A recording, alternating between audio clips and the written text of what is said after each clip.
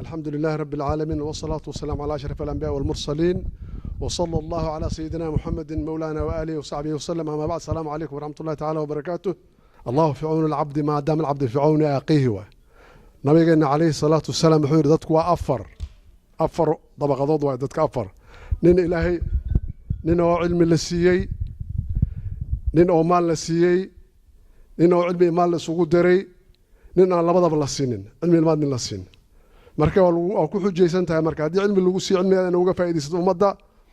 hadii maal cilmi lagu sii maalkaada inaad ummadda uga faa'iideysid laano maalkaada ilaahay subhanahu wa ta'ala wa fi amwalihim haqqun lis-sa'ili wal mahrum yiri wa fi amwalihim xulihin haqqun lis-sa'ili wal mahrum wa haqqu leh qofku ku weydiinaya sa'ilka ah iyo mahrumka man huwa sa'il marka fi surati ad-duha ilaahay wuxuu ku leeyahay wa amma sa'ila fala tanhar ha hororin haddii qofka uu wax ku weydiiyo oo irid tuugsanayo ku yimaado magac Allah ku yiraahdo ama kelmad fiican dheh ama waxsi oo ma huwa al-mahrum marka mahruumkan yaa waa dadku waa saddex nin mahruuma nin maskiina nin saa'ilo mahruum waxa la yiraahdaa wuxuu yaxrimu aan su'aal ilhifaafa aan الناس waxa laga celiyay in wax ku weydiiyo agtaadu ku wareegsana maanta wuxuu ku leeyahay waa iska fiicana laakiin ma fiicna waxba ka maqan marka waxa la rabaa garashada la rabaa garashada marka horaan u soconaa waxaan iska le kelmadda aan siina oo aan ku wareejin doonaa insha allahu tacaala saaxiibkay xisaabiyaha warbixinta sanadku akhrin doonaa oo ka hadli doonaa iyo dhaqaalihii si wax u baxeen oo dhan axmed salaad daahir falyatafadal. subxaana wa tacaala ayaa mahad iska leh. marka xigana waxaan u mahad celinayaa dhammaan walaalihii ka soo qayb galay kulankan maaragtay samafalka oo sida gudoomiyuhu uu sheegay oo hadda marayo sanadkii shanaad. sanad walbana halkan magaaladan ayuu ka dhacaa. waxaan si gaar u mahad celinayaa walaalihii ka mar walba juhdiga geliya oo ugu horay walaalkay cali iyo sheekh daahir iyo baab ciise iyo kulli qamar aad baa mahadsantiin. insha Allah wixii kale oo wax qabad ururka gudoomiyaha sheekhi ayaan u daynayaa insha Allah. waxaan rabay kaliya inaan ka hadlo habka ururka kharashka uu ku helo maadaama ay walaalaha ay isweydiinayaan su'aashan. ururkan yaa wax siiyay 5 sano ayuu wax wadaa barnaamijkiisana uu socdaa kala go'o ma laha. horta waxaan idin sheegayaa hay'ad ama khayri ah oo muslim ah ama hay'ad kale oo maartay caalami ah oo aan muslim ahayn wax aan ka helna ma laha. juhdigan wuxuu ku baxay oo ku socdaa waa jeebkiina iyo in idin la mid ah oo ka maqan hadda fadhigan. dadka walaalaha ayaa gartay inay maartay arintan u istaagaan. marka haddaan idin sheego habka aan lacagta ku helno waa 3 nooc. midda koowaad waa dad bixiya lacagta dhigaalka ah bishii waa bil kasta waa $10. marka sanadkii waxay noqonaysaa $120 qofkiiba inuu ugu deeqo ururkan. iyo waxaa jirta qayb kale oo aan ku soo zaa'idin sanadkii dhawaa oo qofkii marka awooda $50 bishii inuu baxsho. marka insha Allah maadaama ay ka cadad yartaa tii hore way jiraan rag maartay runtii khayr Allah siiyo ilaa ay hadda wada sanad rag dhex ku istaajina way jiraan. iyo qayb saddexaad oo ah labada dhinac ayagoo $10 bil walba bixinaya ayay haddana ku dareen $50 oo maartay bisha ah waa $500. saddexda hab ayay u soo galaan ururka. isku celcelin sanadkan hadda markaan qiimeynay waxa noo soo xaray lacagta waxaan ku sheegayaa kron ahaan. marka maadaama ururka uu yahay urur Sweden ka furan waxaan ku sheegay kron ahaan adigu ku dhawaad waxa u soo xaratay 74,000 oo kron. markaan qiyaaso wayna ka badan kartaa wayna ka yaraa kartaa. waana kharash gareyn adi ilaa iyo 60 ku dhawaad waxay ku baxdaa bil walba inta la bixiyo iyo waxyaabo badan oo aan extra aan sameynay ama ciidii dhaweed oo kale hadda dhar ciid ilaa $2,000 lagu kharash gareeyay hadda lacag ilaa iyo 12 meelaha oo kron ayaa maartay ururka u taal insha Allah waxaan mar kale u sheegayaa walaalaha ka qayb qaadatay inaan weli u baahanahay inay maartay ururka sii xoojiyaan ay ka qayb qaataan waa dad danyar ah iyo agoon anaga wadankoo dhan ma kaafi karan saraxatan laakiin waxaan u istaagnay buqcadaas yar aan ku dhalanay ama aan ka nimid maadaama aragnay dib u dhac weyn wadanka intiisa kale waxayna ka mid ahayd magaalo xadaari ah oo ka horeysay caasimadda Soomaaliya marka insha Allah hadda waxaan bilownay hadda dhowrkan sano inaan wax weyn aan ka qabano waxyaabo badan aan ka bedelno marka bari waan u baahanahay juhdigiina iyo maaragtay insha Allah inaad garab istaagtaan Allah subhanahu wa ta'ala kadib waxaan idin mahad celinay dhamaantiina inaad maaragtay insha Allah aad nasi caawisaan oo maaragtay karaankiina inta ah marka insha Allah waxaan ku soo koobayaa inta wixii su'aalana kulli insha Allah diyaarana assalaamu alaykum wa rahmatullahi wa barakatuh ama dad wuxuu sheegay waxa kaga fiican in meesha uu qaado oo laga qanayo maahan maxaa dhihi jiray dana gaar dadkan ay wataan dad u xil saarina rahmatullahi wa barakatuh salaan kadib waxaan marka hore leeyahay sana joog siyaara joog walaalaha waxqabadka markacadey iyo inta martida sharafta leh halkan lagu casumay inay nagala soo qayb galaan waa siduu sheegay Sheekh Daahir waxaan maraynaa sanadkii shanaad oo aan barnaamijkan wadno sidoo walaalkeen Axmed Salaad sheegayna aanan cid kale oo dibadda aanay caawinin oon innaga jeebkeena ku noqonnay iyo intii kaloo martay sadaqa baxsatay innaga oo reer marka ah iyo intii kale walaalaha Soomaaliyeed ee muslimiinta ee khayrka jecel iyagana nagala qayb galay marka haddii ilaahay yiraahdo barnaamijkaas sanadkii shanaad weeye waxaan rabnaa intii nafta ay nagu jirto inaan wadno idinkana waxaan idinka rajaynaynaa inaad nala wadaan oo aad maaragtay khayrka ka qayb qaadataan marka wax la kaalmeeyo waxa ugu daran waxa ugu weyn qof dan yar ah iyo agoon marka inagoo meesha ka duulayna inagoo sanadkii hore waxaan isku xukunnay inaan bil waliba bixino $50 qof waliba inagoo 16 qofood ahayn lacagtu laba u kala baxdaa halkan siduu Axmed Salaad sheegay khasnajiga midna waa dhigaalka ururka oo qof waliba marka maaragtay sheegta inuu bixiyo $10 bishii tan kale anagoo 16 ahna waxaan isku xukunnay inagoo dhigaalkana bixinayna haddana waxaan isku xukunnay inaan $50 agoonta u gaarka ah oo uga bixino fiiga iskuulka iyo dharkooda iyo munaasabadaha iyo wixii la mid ah marka waxaan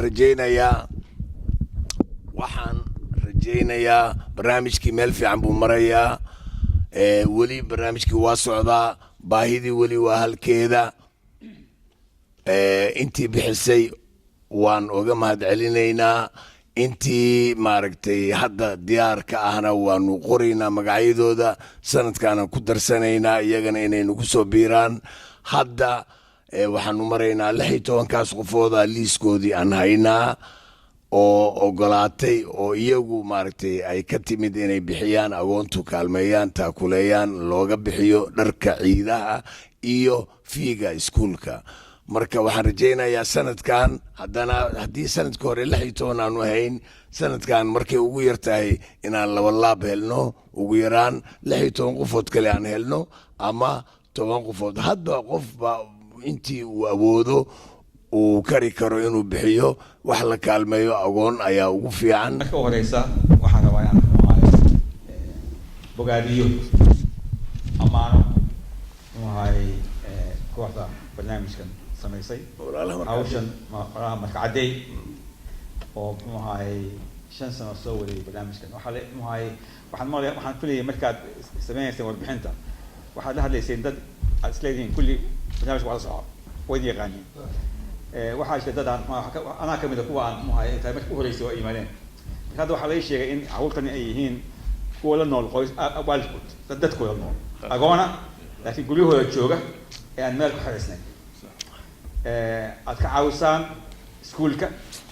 iyo ciidaha soo labaas ma saas wey waa laba muxuahay hawlooda muxuahay aada iyo aada muhiim ah weyn muxuahay waana idinku ammaanayna marka muxuahay tacliintii waxay maraysaa meel gabaabsi ah caafimaadku waa ka daran yahay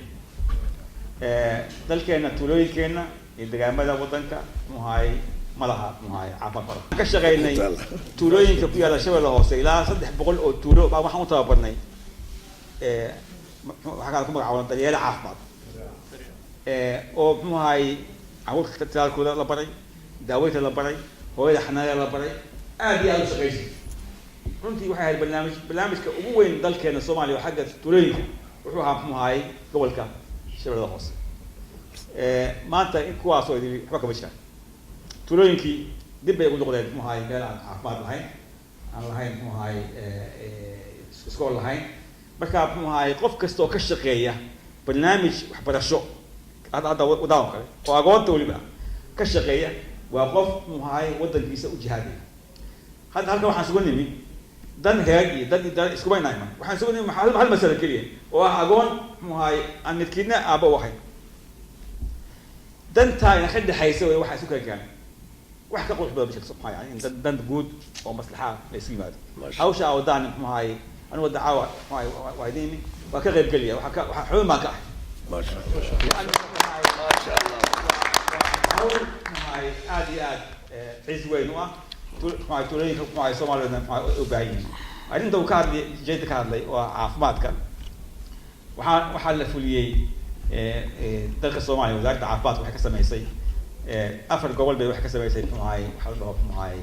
marwa caafimaad oo ah gabadh caafimaadka la tababarayo oo la geynayo muxuahay tuulooyinka la tababarayo loo celinayo laga warhaynayo daawo la siinayo mushaar qaadanaysa oo u shaqeynaysa ummadda u shaqeynaysa waxaa laga sameeyey waqooyiga waxaa laga sameeyey puntland waxaa laga sameeyey galmudug waxaa laga sameeyey magaalada xamar gobolada kale weli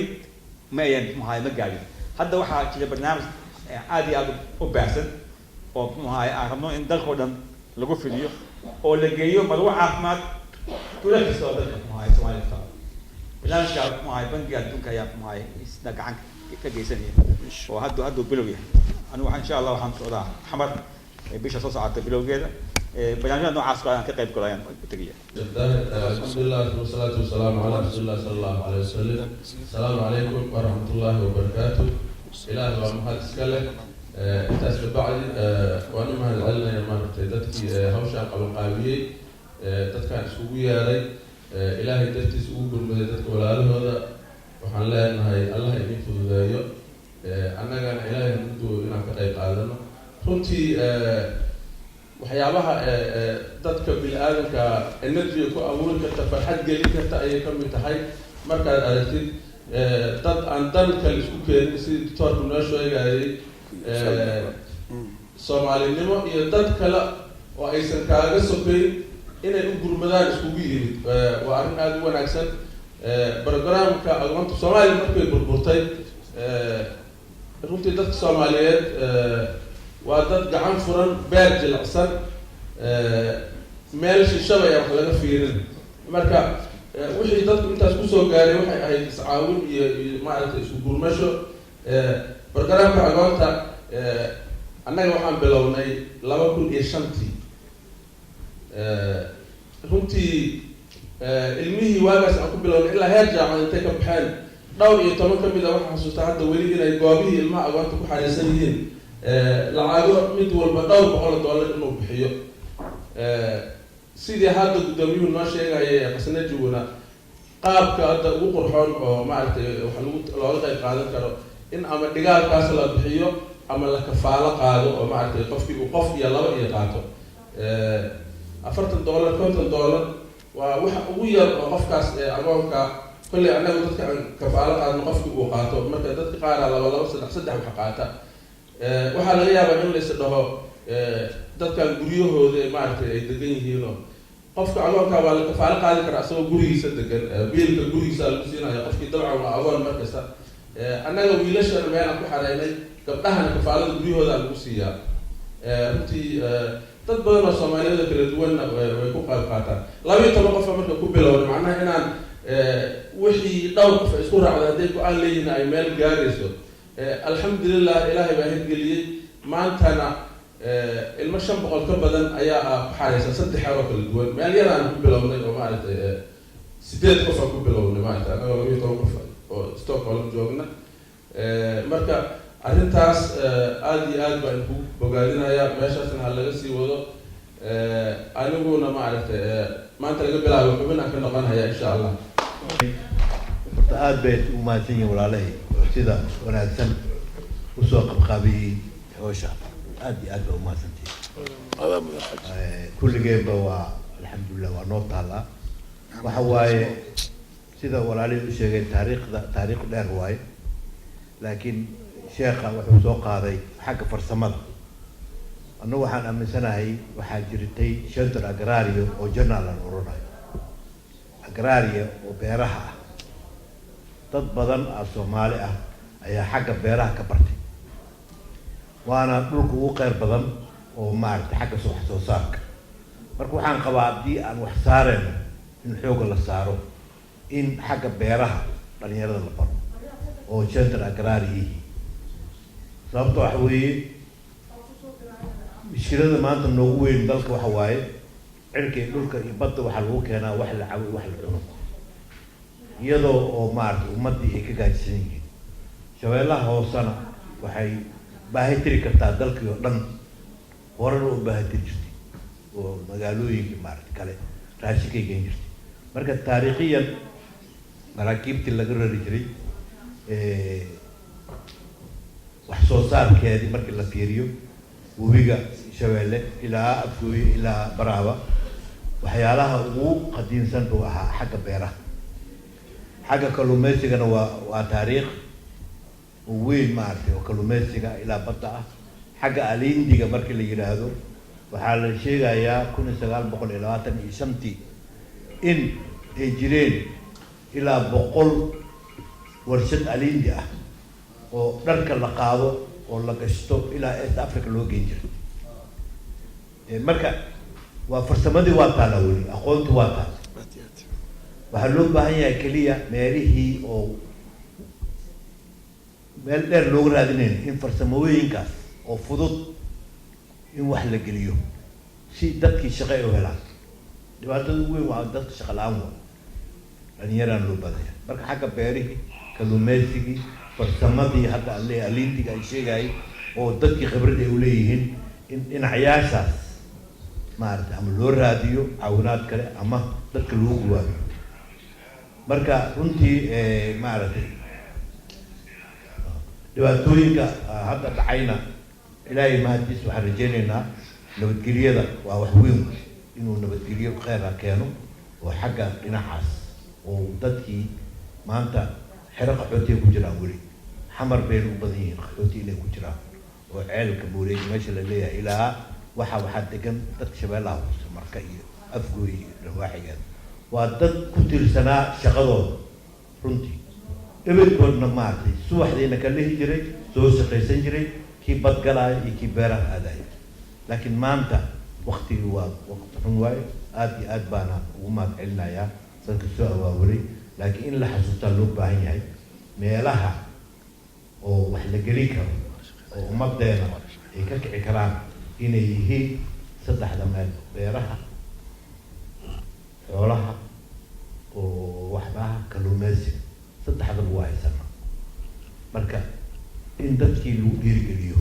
iyo xagga alindiga markaan leeyahay dharka laga soo saaro oo aada loogu fudud oo boqolaal shaqana la abuuri karo xagga waxaa jira hataa cusbada waxyaalaha soo gali kara waayo hadaa la socotaan cusbaa la soo saari jiray oo u baahan yahay oo maaragtay la baahi tiri karo marka in dib loo xasuusto in dadkaas ay ahaayeen dad shaqaysta oo wax qabsada oo maaragtay guri kastaba isku filnaa waqtiga zamankaana waa dhamaanayaa waqti xun baa la marayaa laakiin kheyr baan rajaynaynaa annagana wixii aan ka qayb qaadan karnana inaan ka qayb qaadano. haddana dad badan baa muddoodan ugu xumeed dad badan baa ka qayb qaadanaya runtii. gabdhaha weli aniga markasta u duceeyaa waxa waaye gabdhihii oo usoo baxay marka maana caash iyo iyo gabadheena kale caruush sarliin caruush oo runtii qayb weyn ka qaatay waqti ugu xumaa dalka iyo magaalada wax ka qabtay. marka gabdhahaasi gabdho kale oo khayr leh ilaahay la noo soo saaro anaga iyo rag dhalinyaro ah iyo wiilal ah aad baan u mahadsantihiin jazaaka allah.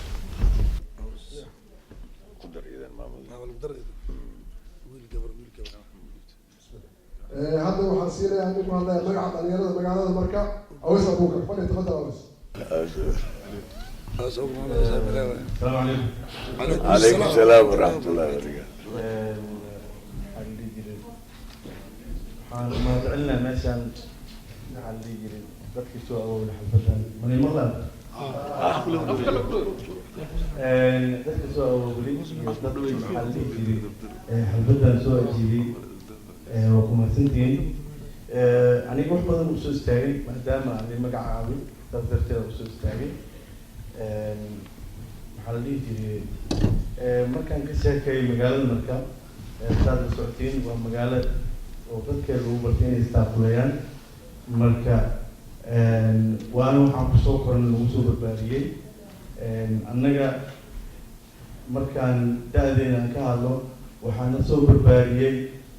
maxaa la dhihi jiray daris oo qabiil walba leh. marka annagana waxaa rabnaa tii inaan u noqono tusaale ama sabir oo bil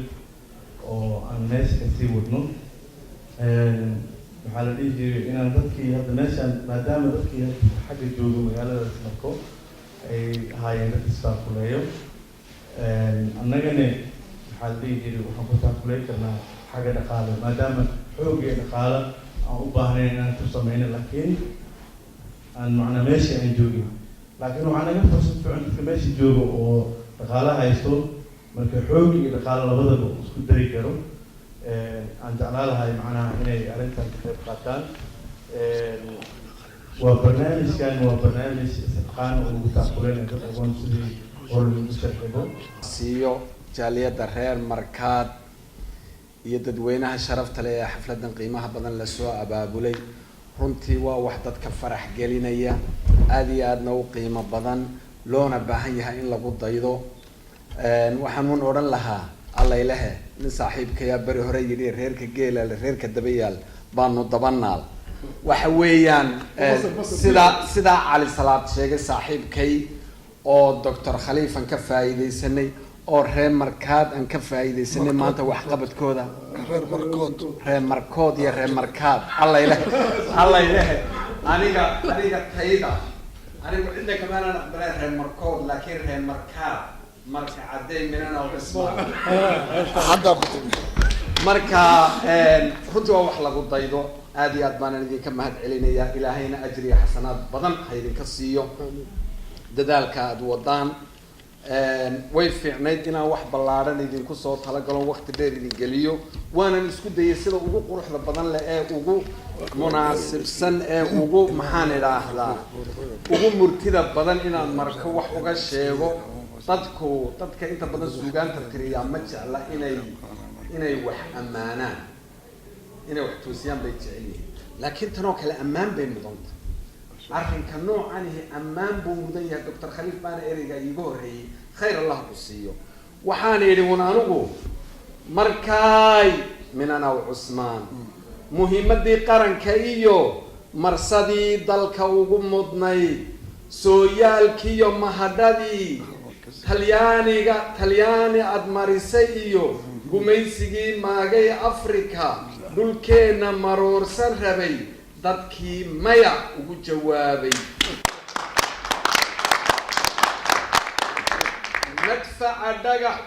madfaca dhagax kala hortagay taariikhda mugaaleh iyo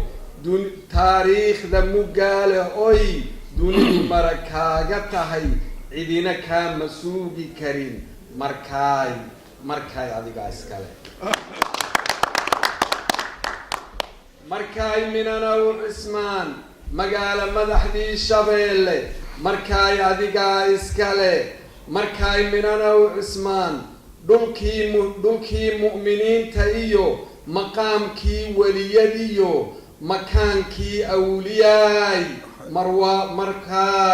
markaay Minanow Cismaan mawluhu haku dhowro oo mawluhu haku dhowro markaay magacaa ha jiro markaay magacaa ha jiro haweenkaa magacaliyo raggaa maatada u kacay maal iyo maskax iyo muruqba dadkaa ismakaabsadee masaakiinta garab istaagay dadkaa maslaxadda ka wada ee yatiinta u meel dayee agoonta u meel sameeyey ee mideeyey walaalihii ka dhigay midigta iyo bidix marnaba kala maarmi karin markaay adigaa iskale markaay Minanow Cismaan raggaa maalin iyo leyl muraadkoodu yahay mid qura mawlaha eebaa ku siiyey markaay magacaa ha jiro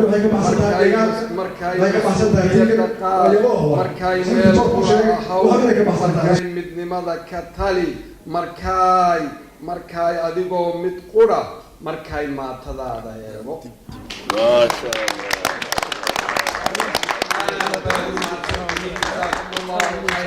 reer markaad